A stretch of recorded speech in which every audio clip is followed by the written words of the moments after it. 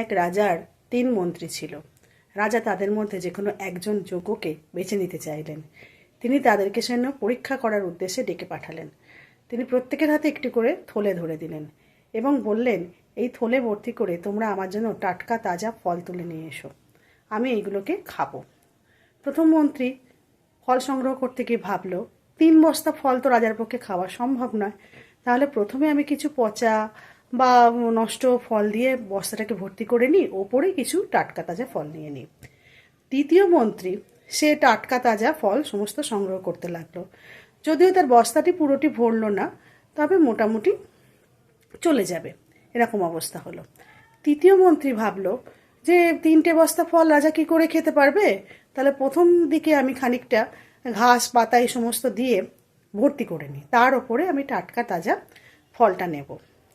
3জনে বস্তা ভর্তি করে রাজার কাছে এলো। রাজা তাদের বস্তা চেক না করেই বললেন যে, তোমাদের দ্বিতীয় নির্দেশ হচ্ছে এই বস্তাগুলো নিয়ে তোমরা এখন কারাগারে 15 দিন করে থাকবে এবং এই 15 দিন তোমাদের ওই যে সমস্ত ফল সংগ্রহ করেছো সেগুলো খেয়েই জীবন নির্বাহ করতে হবে। এরপর দেখা গেল যে প্রথম মন্ত্রী যে প্রথম দিকে টাটকা তাজা ফল ছিল সেগুলো খেয়ে দিন নির্বাহ করতে লাগলো। শেষের দিকে যে সমস্ত পচা গলা বা নষ্ট ফল ছিল সেইগুলো খেয়ে যখন সে পেট ভরাতে লাগলো, বিভিন্ন রোগ হলো তার মধ্যে, সে অসুস্থ হয়ে সহজেই মারা গেল। দ্বিতীয় যে মন্ত্রী সে কম পরিমাণ ফল সংগ্রহ করেছিল ঠিকই, কিন্তু তার ফলগুলি সব ছিল টাটকা তাজা, সেই কারণে সে কম পরিমাণ ফল খেলেও 15 দিন মোটামুটি সে সুস্থই থাকলো।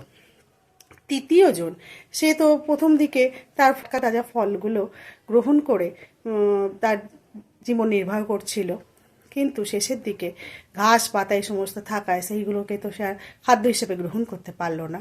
তাই সে তার খিদে সহ্য না করতে পেরে ধীরে ধীরে অনাহারে মারা গেল। 15 দিন পরে 3জনের মধ্যে একজন মন্ত্রী রাজার কাছে এসে উপস্থিত হলো এবং রাজা তখন তাকেই তার যোগ্য মন্ত্রী হিসেবে বেছে নিলেন। তাই বলা যেতে পারে যে কোনো কাজ সততার সঙ্গে করা উচিত, সততার কিন্তু কোনো বিকল্প নেই।